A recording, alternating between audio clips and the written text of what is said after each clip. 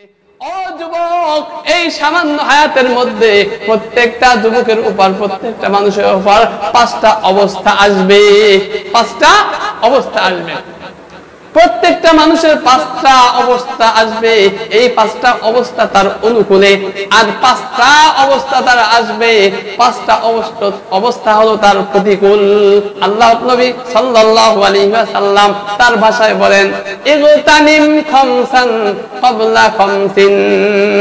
ইগতানিম খামসান ক্বাবলা খামসিন। নবী বলেন প্রত্যেকটা মানুষের জন্য পাঁচটা অবস্থা আসবে, যেই পাঁচটা অবস্থা তার অনুকূল আর পাঁচটা অবস্থা তার প্রতিকূল। আল্লাহর নবী বলেন এই পাঁচটা অনুকূল অবস্থাকে তোমরা গনিমত মনে করো, তোমরা কাজে লাগাও। যুবক, তোমার এই বার্ধক্য, তোমার এই যৌবনকাল চিরকাল থাকবে না। এই জন্য নবী বলছেন ইগতানিম খামসান ক্বাবলা খামসিন। ও যুবক, তুমি পাঁচটা জিনিস আসার পূর্বে তোমার প্রতিকূল পাঁচটা জিনিসকে তুমি গনিমত মনে করো, মূল্যায়ন করো।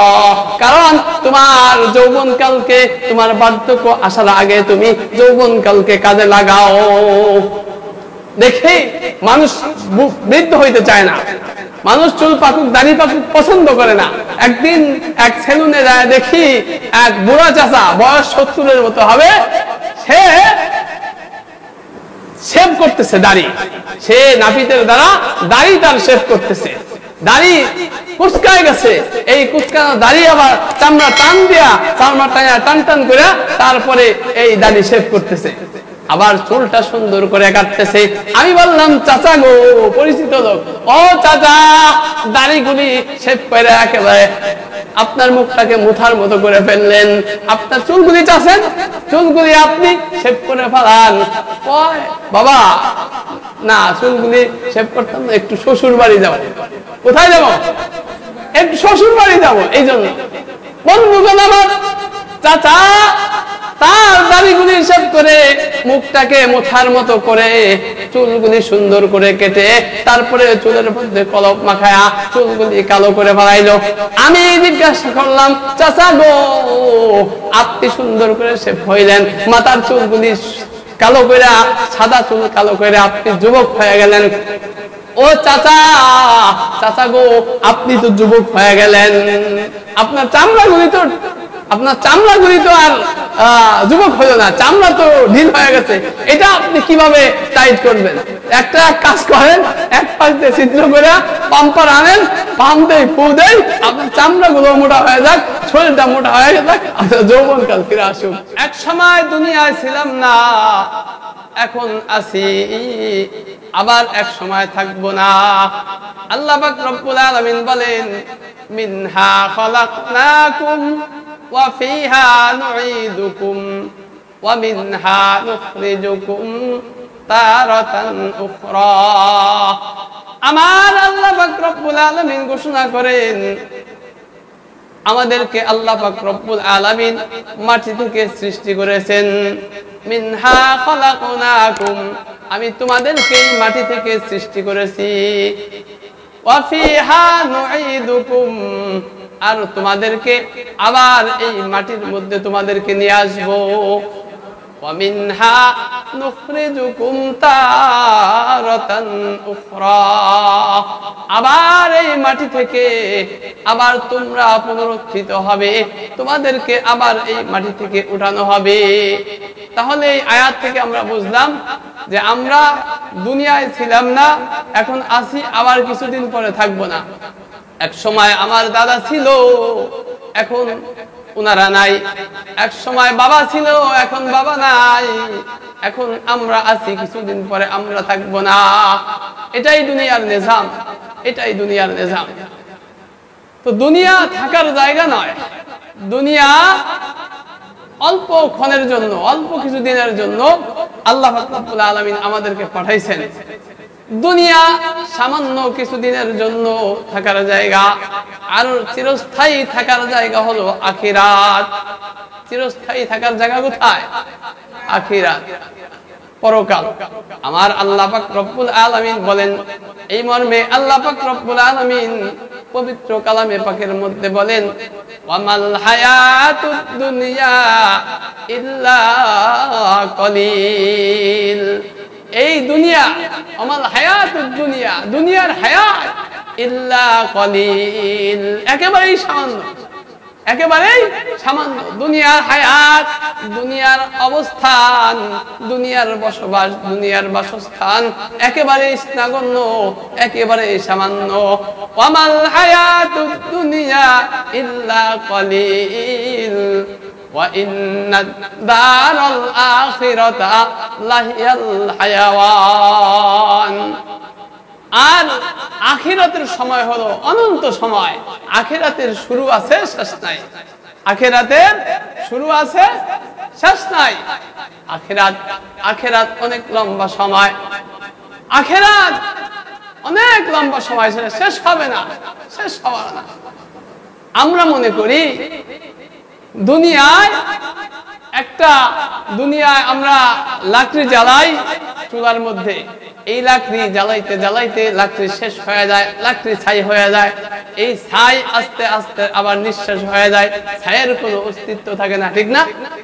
লাকড়ি জ্বলতে জ্বলতে ছাই হয়ে যায়, এই ছাই আবার আস্তে আস্তে নিঃশেষ হয়ে যায়, ছাইয়ের কোনো অস্তিত্ব থাকে না।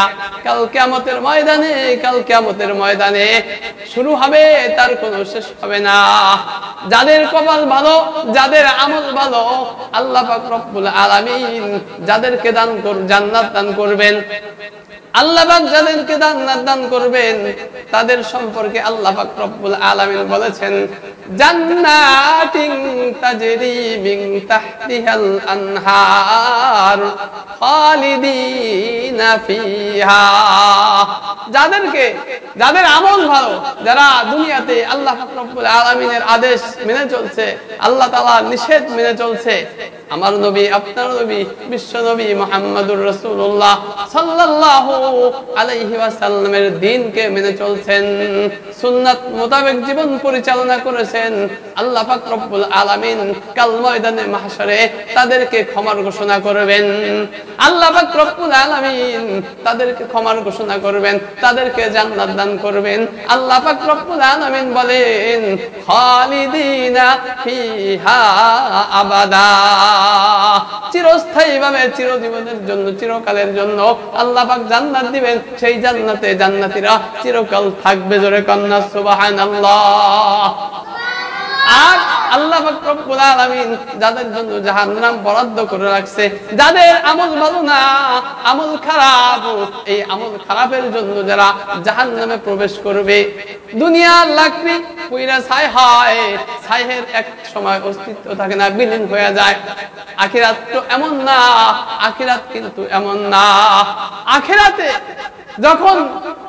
যখন আখিরাতে জাহান্নামীকে পোড়ানো হবে, অনেকে মনে করতে পারে যে এই দুনিয়া লাকড়ির মতো পোড়াবে, আবার ছাই হয়ে যাবে, পোড়াবে, ছাই হয়ে যাবে, নিঃশেষ হয়ে যাবে। আসলে বিষয়টা এমন না, বিষয়টা এমন না। আল্লাহ পাক রব্বুল আলামিন এই মর্মে পবিত্র কোরআনের মধ্যে বলেন, কুল্লামা নাদিজাত জুলুদুহুম বাদদালনাহুম জুলুদান গায়রাহা, কুল্লামা নাদিজাত জুলুদুহুম বাদদালনাহুম জুলুদান গায়রাহা। জাহান্নামের আগুনের মধ্যে আল্লাহ পাক রব্বুল আলামিন ঘোষণা করেন, জাহান্নামের আগুনের মধ্যে যখন জাহান্নামীকে পোড়ানো হবে, জাহান্নামীকে জ্বালানো হবে, এই জ্বালাইতে জ্বালাইতে জ্বালাইতে জ্বালাইতে যখন গোশতগুলি পুড়ে যাবে, ছাই হয়ে যাবে, গোশতগুলি যখন পুড়ে যাবে, অনেকেই মনে করতে পারে শেষ হয়ে গেল। না না, শেষ হবে না। আল্লাহ পাক রব্বুল আলামিন বলেন, কুল্লামা নাজিদাত জুলুদুহুম, যখন তাদের চামড়া পুড়ে ছাই হয়ে যাবে, ভস্ম হয়ে যাবে, বাদদালনাহুম জুলুদান গায়রাহা, আমার আল্লাহ পাক রব্বুল আলামিন ওই হাড়ের সাথে আবার নতুন করে আবার নতুন চামড়া ফিট করে দিবেন। শেষ হবে না, শেষ হবে না, চামড়া পুরো শেষ হয়ে যাবে, গোশত পুরো শেষ হয়ে যাবে, আবার আল্লাহ পাক রব্বুল আলামিন নতুন চামড়া দিবেন, আবার নতুন গোশত দ্বারা শরীরের হাড্ডির সাথে আবার তো শরীর তৈরি করে দিবেন। কেন দিবেন? আল্লাহ পাক রব্বুল আলামিন বলেন লিয়াযুকুল আযাব, লিয়াযুকুল আযাব, এই জন্য দিবেন যেন বান্দা দুনিয়ায় আল্লাহর হুকুম মানে নাই, দুনিয়ায় ঠিক মতো নামাজ পড়ে নাই, দুনিয়ায় নবীর তরিকা মতো জীবন পরিচালনা করে নাই, দুনিয়ায় আল্লাহর হুকুম মানে নাই, তারা যেন শাস্তিটা ভালো করে উপভোগ করতে পারে। লিয়াযুকুল আযাব, আল্লাহ পাক রব্বুল আলামিন বলেন যেন আযাবকে আস্বাদন করতে পারে, আযাব অনুধাবন করতে পারে। দুনিয়ায় মানুষ যখন চুরি করে, চোর যখন চুরি করে, যখন চোর ধরা পড়ে যায়, তখন মারতে মারতে মারতে মারতে এক সময় শরীর নির্বোধ হয়ে যায়। শরীরে মাইর দিলে আর সে বুঝতে পারে না। শরীর যখন নির্বোধ হয়ে যায়, শরীরে আর টের পায় না। প্রথম কিছু মাইর খাওয়ার সময় তার শরীরে টের পাইছে, এখন মাইর খাইতে খাইতে এমন অবস্থা হয়েছে, এখন সে টেরও পায় না। আসলে জাহান্নাম এমন হবে না যে মাইর খাইতে খাইতে খাইতে খাইতে শরীর টের পাবে না, এমন না। মাইর খাইতে খাইতে খাইতে খাইতে যখন একটা পর্যায়ে যাবে, আল্লাহ পাক রব্বুল আলামিন এটাকে শেষ করে আবার নতুন গোশত চামড়া দিবে। লিয়াযুকুল আযাব, আল্লাহ বলেন যেন আযাবকে আস্বাদন করতে পারে। যাই হোক বন্ধুগণ আমার, আমি বলতেছিলাম দুনিয়ার হায়াতটা সামান্য, আখিরাত হায়াতটা লম্বা, যার শুরু আছে শেষ নাই, ঠিক না? আখিরাতে হায়াতটা লম্বা, দুনিয়ার হায়াতটা সামান্য। এই সামান্য হায়াতের মধ্যে, ও যুবক, এই সামান্য হায়াতের মধ্যে প্রত্যেকটা যুবকের উপর, প্রত্যেকটা মানুষের উপর পাঁচটা অবস্থা আসবে। প্রত্যেকটা মানুষের পাঁচটা অবস্থা আসবে। এই পাঁচটা অবস্থা তার অনুকূলে, আর পাঁচটা অবস্থা তার আসবে। পাঁচটা অবস্থা হলো তার প্রতিকূল, পাঁচটা অবস্থা তার অনুকূল, আর পাঁচটা অবস্থা হলো তার প্রতিকূল। আল্লাহর নবী, বিশ্ব নবী মুহাম্মদুর রাসূলুল্লাহ সাল্লাল্লাহু আলাইহি ওয়াসাল্লাম তার ভাষায় বলেন, আল্লাহর নবী সাল্লাল্লাহু আলাইহি ওয়াসাল্লাম তার ভাষায় বলেন, ইগতানিম খামসান ক্বাবলা খামসিন, ইগতানিম খামসান ক্বাবলা খামসিন। নবী বলেন প্রত্যেকটা মানুষের জন্য পাঁচটা অবস্থা আসবে, যেই পাঁচটা অবস্থা তার অনুকূল আর পাঁচটা অবস্থা তার প্রতিকূল। আল্লাহর নবী বলেন এই পাঁচটা অনুকূল অবস্থাকে তোমরা গনিমত মনে করো, তোমরা কাজে লাগাও। পাঁচটা অবস্থা যে তোমার উপর আসবে, এই পাঁচটা অবস্থাকে তুমি কাজে লাগাও, পাঁচটা অবস্থা তুমি কাজে লাগাও। কি কি পাঁচটা? তোমার প্রতিকূল পাঁচটা অবস্থা আসার আগেই তোমার অনুকূল পাঁচটা অবস্থাকে তুমি কাজে লাগাও। আল্লাহর নবী বলেন, এক নম্বরে আল্লাহর নবী বলেন, শাবাবাকা ক্বাবলা হারামিক, শাবাবাকা ক্বাবলা হারামিক। তোমার যৌবন কালকে তুমি কাজে লাগাও, তোমার যৌবন কালকে কাজে লাগাও। ক্বাবলা হারামিক, তোমার বার্ধক্য আসার আগে। প্রত্যেকটা মানুষের একটা যৌবন কাল থাকে। আল্লাহর নবী, বিশ্ব নবী মুহাম্মদুর রাসূলুল্লাহ সাল্লাল্লাহু আলাইহি ওয়াসাল্লাম বলেন, ও যুবক রে, তোমার যৌবন কালকে তুমি কাজে লাগাও, তোমার বার্ধক্য আসার আগে। তোমাকে 70 বছরের একটা হায়াত দান করা হয়েছে। যুবক, তুমি এই কথা মনে করো না, যুবকরে তুমি এই কথা মনে করো না যে 70 বছর হায়াত তোমার যৌবন কাল থাকবে। কি বলেন, 70 বছর কি যৌবন কাল থাকবে? থাকবে না। 70 বছর যৌবন কাল থাকবে না। যুবক রে, তোমার যৌবন কাল আস্তে আস্তে শেষ হয়ে যাবে। তুমি ধারণাও করো নাই, তুমি কল্পনাও করো নাই, তুমি কল্পনাও করতে পারবা না, ধারণাও করতে পারবা না। তুমি বার্ধক্যকে পছন্দ করো না, তারপরেও তোমার অজান্তে তোমার মধ্যে আস্তে আস্তে বার্ধক্য আইসা পড়বে। কোন মানুষ পছন্দ করে না যে আমি বৃদ্ধ হই, আমার চুল পাকুক, আমার দাড়ি পাকুক, কোন মানুষ তা পছন্দ করে না। পছন্দ না করলেও দেখা যাবে তার অজান্তে দেখা যাবে চুল পাইকে গেছে, তার দাড়ি পাইকে গেছে, দাড়ি চুল পাইকা সাদা হয়ে গেছে, আস্তে আস্তে তার যৌবনকাল বিদায় নিতেছে, ঠিক না? তার যৌবনকাল বিদায় নিবে, যৌবনকাল আর থাকবে না। ও যুবক, তুমি যতই ওষুধ খাও, যুবক রে তুমি যতই ওষুধ খাও, তোমার এই যৌবনকাল, যেই যৌবনকাল একবার বিদায় নিয়েছে, যুবক রে এই যৌবনকাল আর কোনোদিন ফিরে আসবে না, আর কোনোদিন ফিরে আসবে না। আল্লাহ পাক রব্বুল আলামিন এমন করতে করতে এক সময় ডাক দিয়ে দিবে। মানুষের যে চুল পাকে, দাড়ি পাকে, আসলে মানুষের কোন পশমগুলি আগে পাকে আপনারা জানেন? সর্বপ্রথম মানুষের নাকের ভিতরে লোমগুলি আগে পাকে। সর্বপ্রথম মানুষের নাকের লোমগুলি আগে পাকে, কারণ নাক দিয়া তার নিঃশ্বাস আসে আর যায়। এই জন্য আল্লাহ পাক রব্বুল আলামিন সর্বপ্রথম নাকের মধ্যে সিগন্যাল দেয়, তোমার কিন্তু যৌবনকাল শেষ হয়ে যাইতেছে, বার্ধক্য আইসা পড়তেছে। এরপরে নাকের লোম পাকার পরে তারপরে হলো মোষ পাকে, তারপরে মোষের লোমগুলি পাকে, কারণ এইখান দিয়ে রাস্তা, তোমার নিঃশ্বাস যাওয়ার রাস্তা এখান দিয়া। আল্লাহ পাক রব্বুল আলামিন যুবককে প্রথমে নাকের লোম পাকায় সিগন্যাল দেয়, ও যুবক, তোমার যৌবনকাল চিরদিন থাকবে না। ও যুবক, আমি তোমাকে প্রথম সিগন্যাল দিলাম, তুমি হুঁশিয়ার হও। আল্লাহ পাক রব্বুল আলামিন আবার মোষের লোমগুলি, মোষের পশমগুলি পাকায় দেয়। আল্লাহ পাক রব্বুল আলামিন দ্বিতীয় সিগন্যাল দেয়, ও যুবক, যুবক রে, তোমাকে আমি দ্বিতীয় সিগন্যাল দিলাম, তোমার বার্ধক্য আইসা পড়ছে, তোমার যৌবনকাল কিন্তু বেশি দিন থাকবে না। আল্লাহ রব্বুল আলামিন তারপরে মাথার চুল পাকে, তারপরে মাথার চুল পাকে। কোন চুলগুলি পাকে? আগে এই দুই পাশে, মাথার দুই পাশে চুলগুলো আস্তে আস্তে পাকে। আল্লাহ পাক রব্বুল আলামিন বলেন, ও যুবক, যুবক রে, তোমাকে আমি 3 নম্বর সিগন্যাল দিলাম, তোমাকে 3 নম্বর সিগন্যাল দিলাম, তোমার চুলগুলি পাকায় দিলাম। তুমি যদিও পছন্দ করো না, তারপরেও আমি রব্বুল আলামিন তোমাকে সিগন্যাল দিতে এমনি ভাবে সিগন্যাল দিতে দিতে এক সময় যাওয়ার সময় হয়ে যাবে। আল্লাহ পাক রব্বুল আলামিন ডাক দিয়ে বসবেন।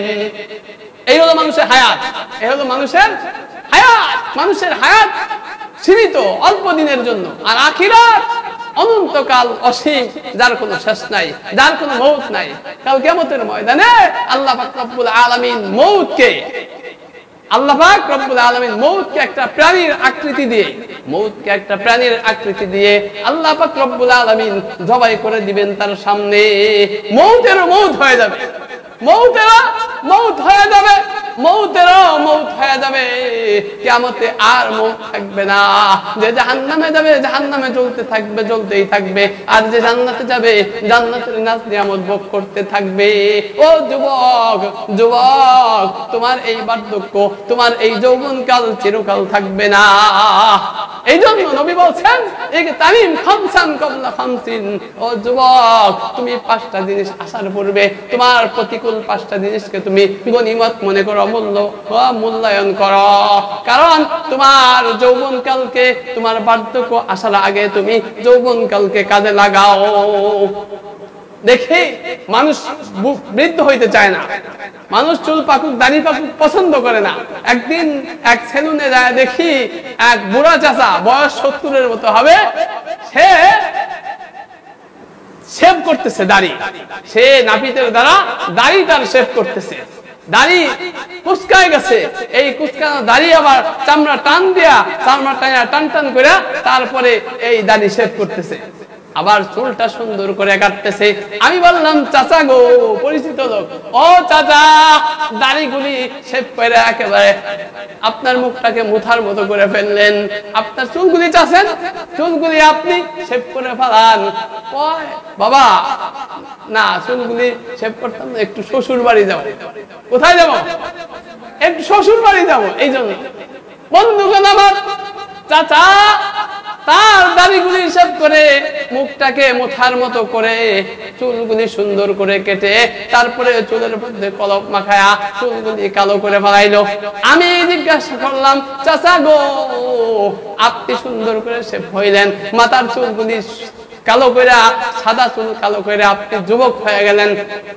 ও চাচা, চাচা গো, আপনি তো যুবক হয়ে গেলেন, আপনার চামড়াগুলি তো আর যুবক হইল না, চামড়া তো ঢিল হয়ে গেছে, এটা আপনি কিভাবে টাইট করবেন? একটা কাজ করেন, এক পাশ দিয়ে ছিদ্র করে পাম্পার আনেন, পাম্প দেই, ফু দেই, আপনার চামড়াগুলো মোটা হয়ে যাক, শরীরটা মোটা হয়ে যাক, আপনার যৌবনকাল ফিরে আসুন। যৌবনকাল কিন্তু থাকবে না রে যুবক। ও যুবক, তোমার যৌবনকাল শেষ হয়ে যাবে। সিংহের মতো শক্তি সাহস সব হয়ে গেছে গত, কোন মতে বেঁচে আছি ভাই খাকশিয়ালের মতো। জোরে কন্যা সুবহানাল্লাহ। সিংহের মতো শক্তি সাহস সব হয়ে গেছে গত, কোন মতে বেঁচে আছি ভাই খাকশিয়ালের মতো।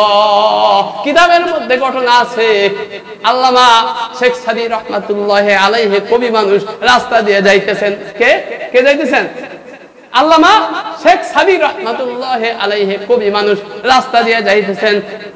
রাস্তার পাশে দেখে একটা ঝুপড়ি ঘরের মধ্যে, রাস্তার পাশে একটা ঝুপড়ি ঘরের মধ্যে একজন বুড়ি, বয়স হয়ে গেছে অনেক, একজন বুড়ি মা, সেই দাদির বয়সের মতো একজন বুড়ি, সে বুড়ি মা কি করতেছে, ওই পাতিল থেকে কালি বাইর করে সরিষার তেল দিয়া, কালি আর সরিষার তেল ফেটা, তারপরে কালি বানায়া, কলব বানায়া, এই কলব চুলের মধ্যে দিতেছে, চুল কালো করতেছে।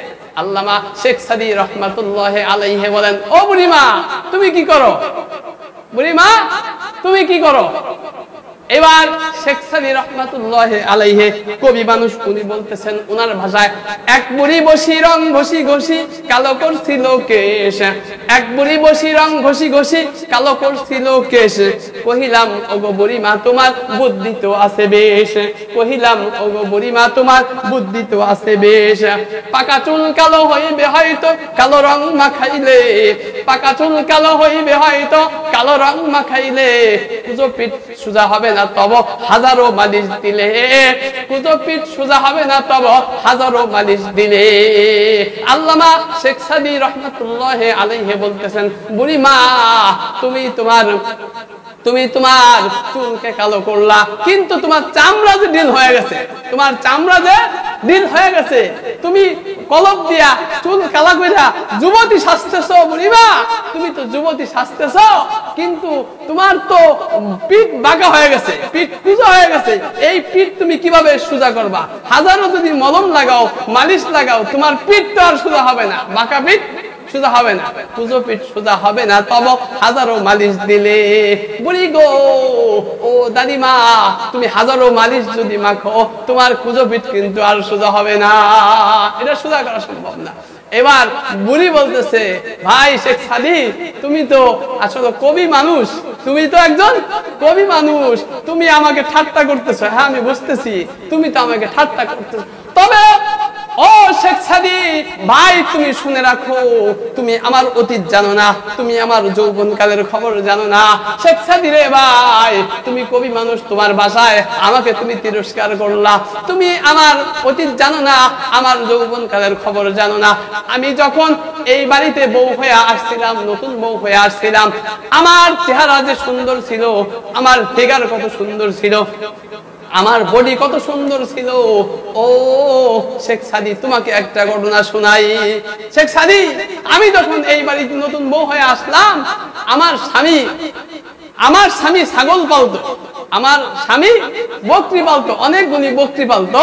আমার স্বামী দিনের বেলা কাজে যাইতো, আর আমাকে যাওয়ার সময় বলতো, স্ত্রী ওই বকরিগুলি মাঠে রেখে গেলাম, তুমি একটু চোখে চোখে রাখিও, কারণ বাঘের সমস্যা আছে, বাঘ আছে, যে কোনো সময় আইসা বাঘে বকরি নিয়ে যাইতে পারে, এই জন্য বকরিগুলি একটু চোখে চোখে রাখো, বকরিগুলি একটু চোখে চোখে রাখো।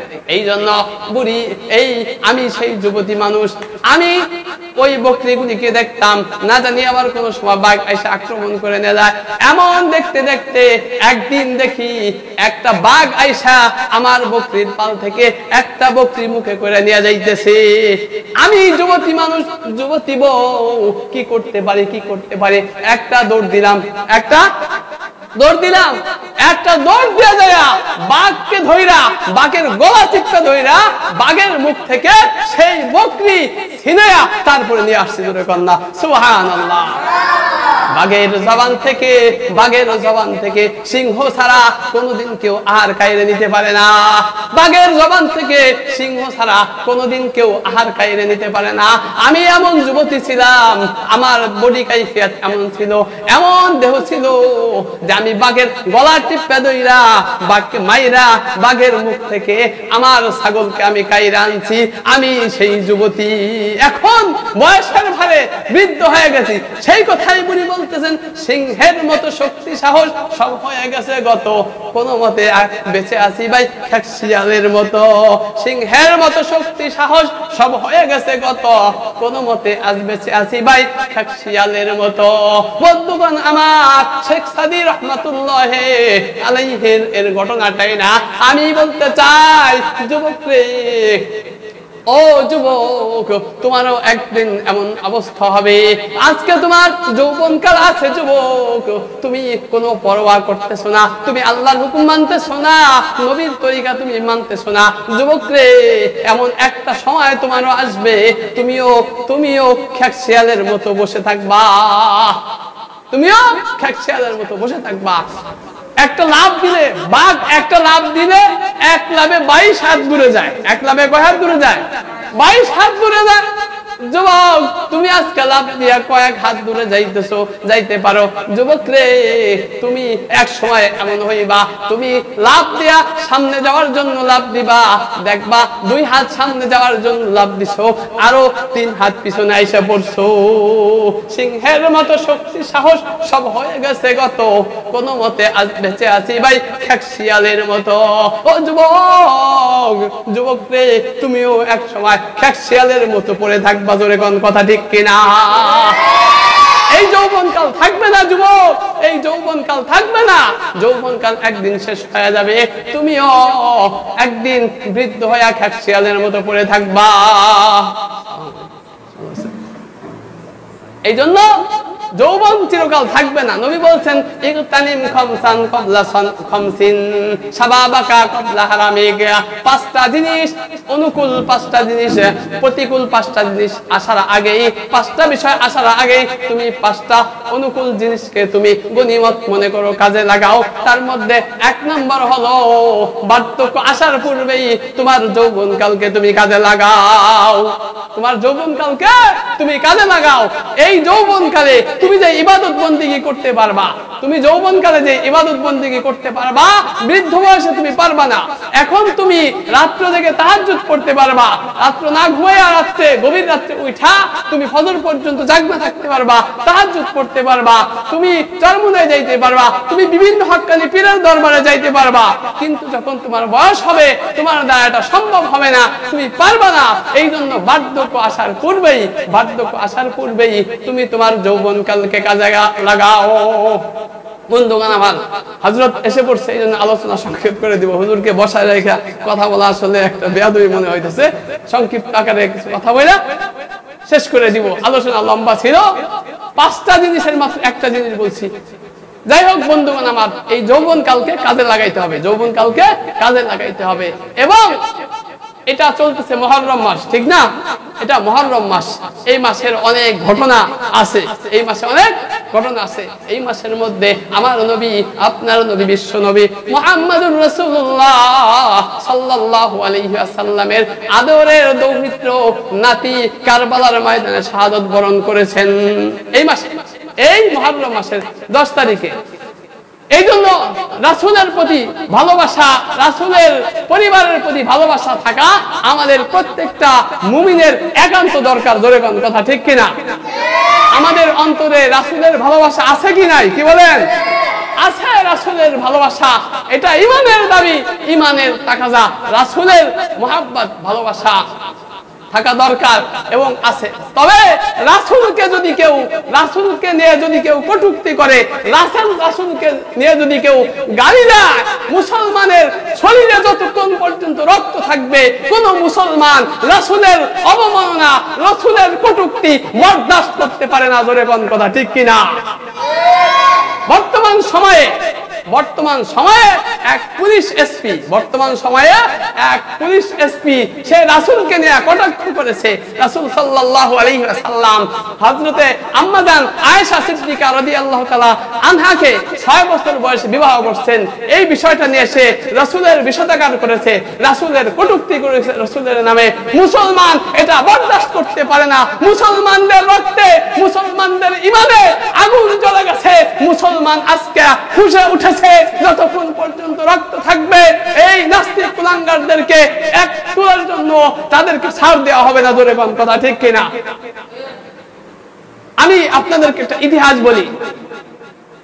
হুজুর সাল্লাল্লাহু আলাইহি ওয়াসাল্লাম যে আম্মা জান আয়েশাকে 6 বছরের সময় বিবাহ করছে তার একটা ইতিহাস আমি আপনাদেরকে বলি। বিশ্বনবী মুহাম্মদুর রাসূলুল্লাহ সাল্লাল্লাহু আলাইহি ওয়াসাল্লাম 3টা জিনিস ভালোবাসতেন। কয়টা জিনিস? 3টা জিনিস ভালোবাসতেন নবীজি। 3টা জিনিস ভালোবাসতেন। 1 নম্বরে আত্মীব, সুগন্ধি নবী ভালোবাসতেন। সুগন্ধি নবী ভালোবাসতেন। 2 নম্বরে 1 নম্বরে নবী সুগন্ধি ভালোবাসতেন, আর 2 নম্বরে নবী নারী জাতিকে ভালোবাসতেন। 2 নম্বরে নবী নারী জাতিকে ভালোবাসতেন। যারা খারাপ মাইন্ডের মানুষ তারা এখানে কিছু মনে করতে পারে, নবী নারী জাতিকে কেন ভালোবাসতেন? নবী নারী জাতিকে ভালোবাসতেন এই জন্য যে নারীরা অসহায়, নারীরা দুর্বল, এই জন্য ভালোবাসতেন।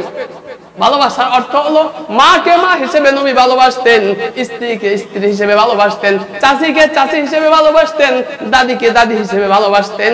এইভাবে নবীকে 2 নম্বর নবী নারীদেরকে ভালোবাসতেন। আর 3 নম্বর নবী কুররাতু আইনি ফিস সালাত, নবী নামাজের মধ্যে চোখের শীতলতা খুঁজে পাইতেন, নামাজ পড়তে ভালোবাসতেন। নবী যখন নামাজ পড়তেন বলেন যে নামাজের মধ্যে আমি যে শান্তি পাই আর কোথাও এত শান্তি পাই না। যেরকম সুবহানাল্লাহ, নামাজের মধ্যে নবী যে শান্তি পান এই শান্তি আর কোথাও খুঁজে পান না। এই কথা যখন নবী ঘোষণা করলেন, হযরতে আবু বকর সিদ্দিক রাদিয়াল্লাহু তাআলা আনহু উনি দাঁড়ায় গেলেন, সাদাকতা ইয়া রাসূলুল্লাহ, সাদাকতা ইয়া রাসূলুল্লাহ, নবী আপনি সত্য বলেছেন। এই 3টা গুণ আপনার মধ্যে সবচেয়ে বেশি দেখি। কথা সত্য, আপনি সত্যি কথা বলেছেন। এবার ফাকামা আবু বকর রাদিয়াল্লাহু তাআলা আনহু, হযরতে আবু বকর সিদ্দিক রাদিয়াল্লাহু তাআলা আনহু দাঁড়াই গেলেন, বলেন ইয়া রাসূলুল্লাহ, নবীর সাথে নবীকে কত মহব্বত ভালোবাসা। নবী 3টা জিনিস ভালোবাসেন, নবী 3টা জিনিস ভালোবাসেন, 3টা জিনিস পছন্দ করেন। এই জন্য নবীর ভালোবাসায় নবীর সাথে আমল মেলানোর জন্য হযরতে আবু বকর সিদ্দিক রাদিয়াল্লাহু তাআলা আনহু বলেন আমিও 3টা জিনিসকে ভালোবাসি। জোরে কন্না সুবহানাল্লাহ। আমিও 3টা জিনিস ভালোবাসি নবী, আমিও 3টা জিনিস ভালোবাসি। হযরতে আবু বকর সিদ্দিক রাদিয়াল্লাহু তাআলা আনহু বলেন 1 নম্বরে আন নাজরু ইলা ওয়াজহিক, নবী আপনার চেহারার দিকে তাকায় থাকতে আমি ভালোবাসি। যখন সুবহানাল্লাহ, হযরত আবু বকর সিদ্দিক রাদিয়াল্লাহু তাআলা আনহু বলেন নবী গো আপনার চেহারার দিকে তাকায় থাকতে আমার বড় ভালো লাগে। ও নবী আপনার চেহারাটা আমার কাছে বড় ভালো লাগে, আপনার চেহারার দিকে যেন সারা দিন তাকায় থাকতে মজা লাগে। 2 নম্বরে ইনফাকু মালি আলা আমরিক, নবী গো আপনার আদেশে আমার সমস্ত মাল আল্লাহর রাস্তায় খরচ করে দিতে আমি ভালোবাসি। জোরে কোন সুবহানাল্লাহ। এই জন্য নবীর আদেশে হযরতে আবু বকর সিদ্দিক রাদিয়াল্লাহু তাআলা আনহু তার সমস্ত মাল নবীর আদেশে আল্লাহর রাস্তায় খরচ করে দিয়েছেন। আর হযরতে আবু বকর সিদ্দিক রাদিয়াল্লাহু তাআলা বলেন আমি 3 নম্বর ভালোবাসি হলো আমার একটা কন্যা। আমার ওই যে নবী বলছিলেন যে আমি নারী জাতিকে ভালোবাসি, হযরতে আবু বকর সিদ্দিক রাদিয়াল্লাহু তাআলা আনহু বলেন আমার 3 নম্বর ভালো লাগার জিনিস হলো আমার একটা কন্যা যদি আপনার ঘরে স্ত্রী হিসেবে দিতে পারতাম, এটা আমি ভালোবাসি, এটা আমার পছন্দ। আল্লাহ পাক রব্বুল আলামিন হযরত আবু বকর সিদ্দিক রাদিয়াল্লাহু তাআলা আনহু এই কথাটা কবুল করে ফেলেছেন। এই যে দিনের বেলা কথা হয়েছে, রাতের বেলা ফেরেশতা এসে হাজির। দিনের বেলা কথা মিশকাত শরীফের হাদিসে আসছে, বুখারীর riwayate আসছে রাতের বেলা দিনের বেলা কথাবার্তা হইছে। রাতের বেলা হযরতে জিবরাইল আলাইহিস সালাতু ওয়াস সালাম আয়েশা আল্লাহর নবীর সামনে এসে উপস্থিত, ইয়া রাসূলুল্লাহ ইয়া হাবিবাল্লাহ আসসালামু আলাইকা ইয়া রাসূলুল্লাহ আসসালামু আলাইকা ইয়া হাবিবাল্লাহ। হযরতে জিবরাইল আলাইহিস সালাতু ওয়াস সালাম রেশমি কাপড়ের মধ্যে একটা মেয়ের ছবি আইকা হুজুর সাল্লাল্লাহু আলাইহি ওয়াসাল্লামের সামনে এসে পেশ করছেন, ইয়া রাসূলুল্লাহ ইয়া হাবিবাল্লাহ আতারিফু হাযিহি, নবী গো আপনি কি চিনেন এই মেয়েটাকে, আপনি চিনেন? বিশ্বনবী মুহাম্মদুর রাসূলুল্লাহ সাল্লাল্লাহু আলাইহি ওয়াসাল্লাম বলেন, মনে হইতেছে আবু বকরের মেয়ে আয়েশার মতো মনে হইতেছে। জিবরাইল আর কথা বাড়ান নাই, জিবরাইল চলে গেছেন। দ্বিতীয় রাতে আবার আসছেন, আবার আয়েশা এই ছবিটা আয়না বলতেছেন, আতারিফু হাযিহি ইয়া রাসূলুল্লাহ, ওগো নবী আপনি এই মেয়েটাকে চিনেন কিনা? হুজুর বললেন, মনে হইতেছে আবু বকরের মেয়ে আয়েশা। তৃতীয় রাতে আবার আসছেন, আবার এসে বলতেছেন, ইয়া রাসূলুল্লাহ হাবিবাল্লাহ এই মেয়েটাকে আপনি চিনেন? হুজুর সাল্লাল্লাহু আলাইহি ওয়াসাল্লাম বলেন, মনে হইতেছে আবু বকরের মেয়ে আয়েশা। হুজুর তিনবার আসার অর্থ কি? তিনবার আসছেন নিশ্চিত বোঝা যায়, নিশ্চিত বোঝানোর জন্য তিনবার আসছেন। হুজুর সাল্লাল্লাহু আলাইহি ওয়াসাল্লাম নিশ্চিত বললেন যে আয়েশা, আবু বকর সিদ্দিক রাদিয়াল্লাহু তাআলা আনহুর কন্যা আয়েশা। এবার হযরত জিবরাইল আলাইহিস সালাতু ওয়াস সালাম জিজ্ঞাসা করেন, ইয়া রাসূলুল্লাহ ইয়া হাবিবাল্লাহ আতুহিব্বুহা, নবী গো আপনি কি তাকে পছন্দ করেন? আপনি কি তাকে ভালোবাসেন? কে বলছেন? জিবরাইল আলাইহিস সালাতু ওয়াস সালাম নবীকে জিজ্ঞাসা করেন, আতুহিব্বুহা আপনি কি তাকে ভালোবাসেন? হুজুর সাল্লাল্লাহু আলাইহি ওয়াসাল্লাম বলেন, হ্যাঁ অবশ্যই ভালোবাসি। আবু বকর আমার সাথী, আমার বাল্য বয়সের সাথী, বাল্য সময়ের সাথী, তার কন্যা। সেই সময় বয়স মাত্র 6 বছর। পর্দার বিধান তখন নাযিল হয় নাই, এমনিতে ছোট মানুষ। আম্মা জান আয়েশার উপর তখন পর্দার ফরজ হয় নাই, মক্কায় থাকা অবস্থায় পর্দার বিধান নাই। এই জন্য নবীর কাছে আসা যাওয়া করে, নবীর কাছে আসা যাওয়া করে। নবী শিওর হইলেন যে এটা আয়েশার ছবি। জিবরাইল আলাইহিস সালাতু ওয়াস সালাম বলেন, আপনি কি তাকে ভালোবাসেন? নবী বলেন, হ্যাঁ হ্যাঁ আমি অবশ্যই তাকে ভালোবাসি। আবু বকরের কন্যা, তাকে কেন ভালোবাসবো না? এবার জিবরাইল আলাইহিস সালাতু ওয়াস সালাম বলেন, ইয়া রাসূলুল্লাহ ইয়া হাবিবাল্লাহ 3 দিন পূর্বে সেই ঘটনা। হযরত আবু বকর সিদ্দিক রাদিয়াল্লাহু তাআলা আনহু বলেছিলেন, তার একটা কন্যা যদি স্ত্রী হিসেবে আপনার ঘরে দিতে পারতেন, এটা তার বড় ভালো লাগে। আল্লাহ পাক রব্বুল আলামিন হযরত আবু বকর সিদ্দিক রাদিয়াল্লাহু তাআলা আনহুর দোয়াকে কবুল করে নিয়েছেন। জোরে কোন সুবহানাল্লাহ। ইয়া রাসূলুল্লাহ ইয়া হাবিবাল্লাহ, আল্লাহ পাক রব্বুল আলামিন হযরত আবু বকর সিদ্দিক রাদিয়াল্লাহু তাআলা আনহুর দোয়া কবুল কইরা আরশের মধ্যে আয়েশার সাথে আপনার বিবাহের কাজ সম্পূর্ণ হয়ে গেছে। জোরে কোন সুবহানাল্লাহ। নবী আপনি সাহাবাদেরকে ডেকে আবু বকর সিদ্দিক রাদিয়াল্লাহু তাআলা আনহুকে খুশি করার জন্য সাহাবাদেরকে ডেকে বিবাহের কাজটা আপনি ছেড়ে নেন। জোরে বলেন সুবহানাল্লাহ। বন্ধুগণ আমার, আমি এই ঘটনা দ্বারা বলতেছিলাম, হাদিসের মধ্যে আসছে এই ইতিহাস এই কুলাঙ্গাররা জানে না। যারা নবীর উপর বিষাদাগার করে, আম্মা জান আয়েশা সিদ্দিকা রাদিয়াল্লাহু তাআলা আনহাকে আমার নবী, আপনার নবী 6 বছর বয়সে বিবাহ করছেন।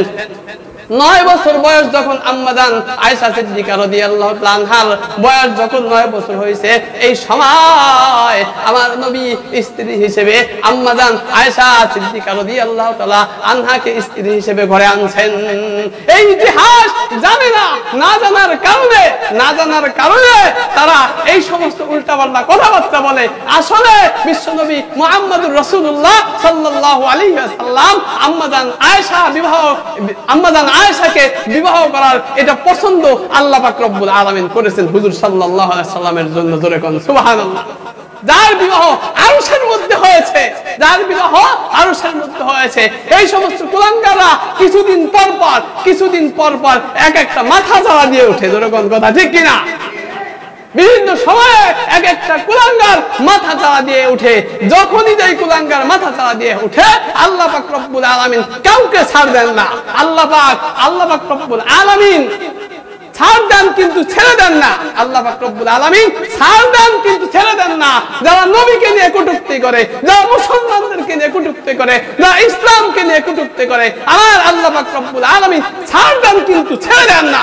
আল্লাহ পাক রব্বুল আলামিন সেই সূচনা থেকে আবু জাহেল সহ বড় বড় কাফের যারা নবীর সাথে বেয়াদবি করছে, আল্লাহ পাক রব্বুল আলামিন ইতিহাসের আস্থা করে তাদেরকে নিক্ষেপ করছে। জনগণ কথা ঠিক কিনা? ইতিহাসের আস্থা করে, নিকৃষ্টতম আস্থা করে তাদেরকে আল্লাহ পাক রব্বুল আলামিন নিক্ষিপ্ত করেছেন। এইভাবে সিরিয়াল বাই সিরিয়াল আল্লাহ পাক রব্বুল আলামিন দেখাই দিয়েছেন বুশ মুসলমানদেরকে নিয়ে, ইসলাম নিয়ে, নবীকে নিয়ে কত কথাবার্তা। আল্লাহ পাক রব্বুল আলামিন একজন সাংবাদিকের জুতার বাড়ি খাওয়াইছে বুশকে, ধরে কোন কথা ঠিক কিনা? ফ্রান্সের প্রেসিডেন্ট নবীকে নিয়ে কটূক্তি করার কারণে, ইসলামকে নিয়ে কটূক্তি করার কারণে একজন সাধারণ মানুষের হাতের থাপ্পড় খাওয়াইছে আল্লাহ পাক রব্বুল আলামিন, ধরে কোন কথা ঠিক কিনা? এইভাবে ভারতের এক মন্ত্রী নবীকে নিয়ে কটূক্তি করার কারণে আল্লাহ পাক রব্বুল আলামিন তার শাস্তি দিয়েছে, তার দল থেকে পদত্যাগ হয়েছে, তার মন্ত্রিত্ব চলে গেছে, তার ইতিহাসের আস্থা করে নিক্ষিপ্ত হয়েছে, ধরে কোন কথা ঠিক কিনা? এমনি ভাবে বাংলাদেশের একজন লতিফ সিদ্দিকী এমপি মন্ত্রী, সেও ইসলাম নিয়ে নবীকে নিয়ে কটূক্তি করেছিল, তারও নির্মম পরাজিত হয়েছে, তারও অবস্থা শোচনীয় হয়ে গেছে, ধরে কোন কথা ঠিক কিনা? আমি বলতে চাই নবীকে নিয়ে এখন আবার মাথা চাড়া দিয়ে উঠছে সেই কুলাঙ্গারেরা। এক পুলিশ এসপি সে নবীকে নিয়ে কটূক্তি করেছে, আল্লাহ পাক রব্বুল আলামিন দেখতেছেন। আল্লাহ পাক রব্বুল আলামিনকে কেউ যদি গালি দেয়, আল্লাহ পাক রব্বুল আলামিন ধৈর্য ধারণ করে সহ্য করেন, তাকে কিছু বলে না। কিন্তু আল্লাহ পাক রব্বুল আলামিন তাকে ছাড়বেন না যে তার প্রিয় হাবিবকে নবীকে নিয়ে কটূক্তি করে, আল্লাহ পাক রব্বুল আলামিন তাকে ছাড়বেন না। এই পুলিশ কনস্টেবলকে, এই পুলিশ এসপি কে আল্লাহ পাক রব্বুল আলামিন দেখতেছেন না, আল্লাহ পাক রব্বুল আলামিন তাকেও ছাড়বেন না। আমি সরকারের কাছে দাবি জানাই, যে সমস্ত কুলাঙ্গারা এই ধরনের আমাদের মুসলমানের দেশে, এই 92% মুসলমানের দেশে আমার নবীকে নিয়ে যারা কটূক্তি করে, এই ধরনের লোকদেরকে এই বড় বড় পদ থেকে তাড়াতাড়ি বহিষ্কার করে তাদেরকে আইনের আওতায় আইনা উপযুক্ত শাস্তি প্রদান করার জন্য আমি সরকারের কাছে কঠোরভাবে আমি জোর দাবি জানাচ্ছি, ধরে কথা ঠিক কিনা? এই জন্য হুঁশিয়ার হয়ে যাইতে হবে। এই মুসলমানদের দেশে নবীর বিরুদ্ধে কথা বলা যাবে না, ইসলামের বিরুদ্ধে কথা বলা যাবে না। এই দেশের জনগণ, এই দেশের মুসলমান, তাদের যতক্ষণ শরীরে রক্ত আছে তারা মানবে না। আল্লাহ পাক